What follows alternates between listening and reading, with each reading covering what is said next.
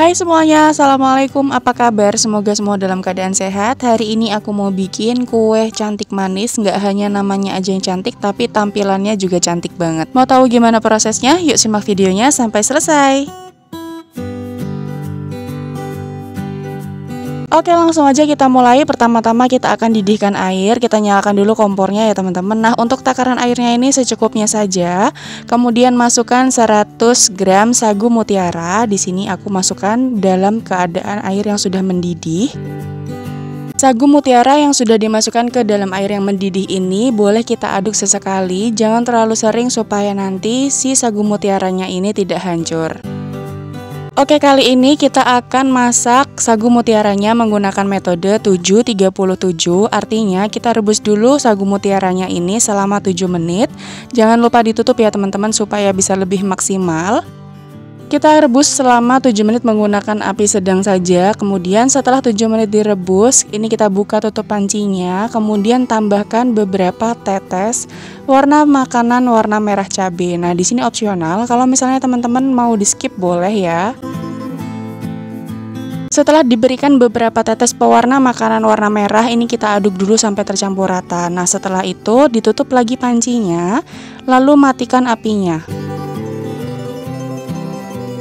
Pada tahapan ini kita akan diamkan pancinya yang berisi sagu mutiara ini selama 30 menit. Untuk lubang ditutup pancinya aku tutup menggunakan tisu ya teman-teman. Setelah 30 menit didiamkan, ini sagu mutiaranya sudah mulai setengah matang, tapi masih ada benih-benih putih di dalam mutiaranya ya teman-teman. Artinya belum matang secara sempurna. Lalu tambahkan air secukupnya dan nyalakan api lagi ke api yang sedang. Kita akan masuk ke proses yang ketiga, yaitu kita rebus lagi sagu mutiaranya selama 7 menit. Kita akan rebus selama 7 menit menggunakan api sedang, boleh diaduk sesekali supaya yang menggumpal bisa terurai ya teman-teman. Untuk memaksimalkan proses perebusan 7 menit ini, kita tutup pancinya. Nah, kalau sudah 7 menit, ini kita buka lagi pancinya, kemudian matikan kompornya. Kemudian tutup lagi pancinya dan kita diamkan selama kurang lebih 10 menit atau sampai sagu mutiaranya ini matang secara sempurna. Nah, ini dia hasilnya. Jadi sagu mutiaranya sudah tidak ada putih-putihnya, sudah matang secara sempurna. Ini sudah siap diangkat. Jangan lupa untuk ditiriskan dan kalau bisa disiram langsung dengan air dingin ya.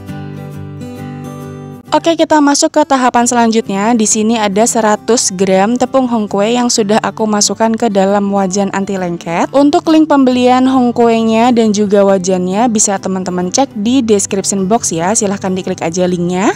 Lalu aku tambahkan gula pasir sebanyak 120 gram, setengah sendok teh garam. Kemudian ini kita aduk dulu sampai tercampur rata. Nah, teman-teman juga bisa menambahkan vanili bubuk sebanyak 1/4 sendok teh ya. Dan selanjutnya juga di sini aku sudah siapkan santan matang yang sudah direbus, lalu ditunggu hingga dingin atau suhu ruang. Kita masukkan secara bertahap. Untuk takaran santannya di sini aku pakai 600 ml ya, teman-teman. Nah, di sini santannya aku peroleh dari setengah butir kelapa berukuran besar. Kalau misalnya teman-teman mau pakai santan kara atau santan instan, boleh pakai 2 bungkus lalu dilarutkan dengan air ya. Pokoknya totalnya 600 ml.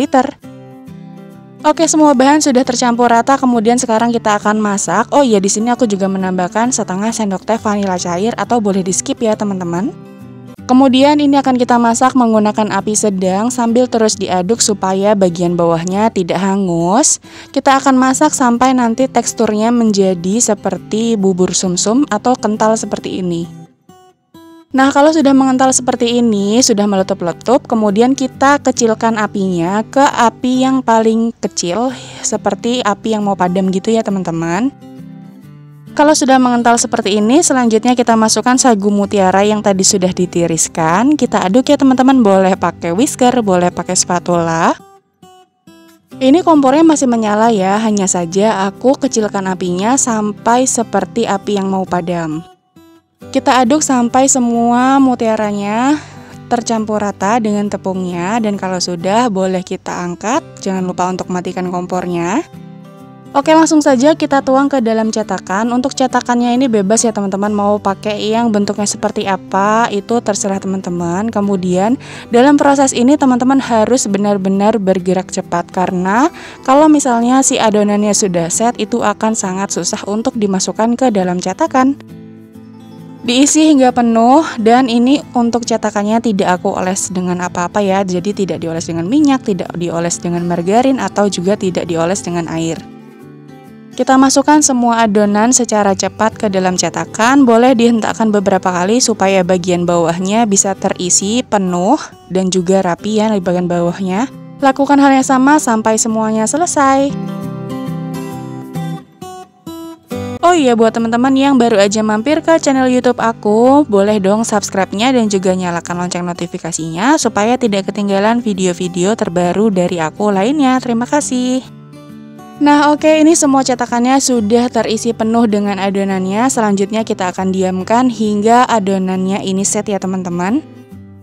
Setelah didiamkan beberapa saat, ini adonannya sudah set, sudah mengeras, dan kita bisa langsung keluarkan dari cetakan ya. Caranya gampang banget, tinggal dipencet-pencet aja bagian pinggirnya, ditekan-tekan sedikit, langsung bisa deh. Jadi gampang ya, nggak lengket sama sekali. Dan untuk pengemasannya di sini aku menggunakan mika yang kotak seperti ini, dialasi dengan daun pisang, atau bisa dikreasikan saja sesuai dengan kebutuhan teman-teman semua. Alternatif yang kedua, cara mengeluarkannya gampang banget, bisa ditekan langsung di atas mika yang sudah disiapkan dan dialasi dengan daun pisang. Hasilnya jadi lebih cantik dan lebih mudah. Dan udah deh, jadi ini dia hasilnya kue cantik manis sagu mutiara yang gak hanya namanya aja yang cantik, tapi ternyata tampilannya cantik, rasanya juga enak banget, manis, teksturnya gemoy-gemoy seperti ini ya teman-teman. Jadi lembut banget, gak keras sama sekali. Rasanya pas, manisnya pas, gurih dari santannya berasa banget, dan lembut ya teman-teman.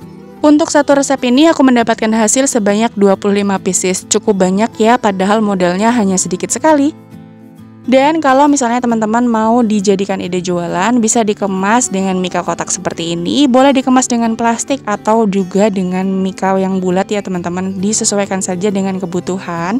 Dan ditambah dengan stiker seperti ini, jadi menambah nilai jualnya.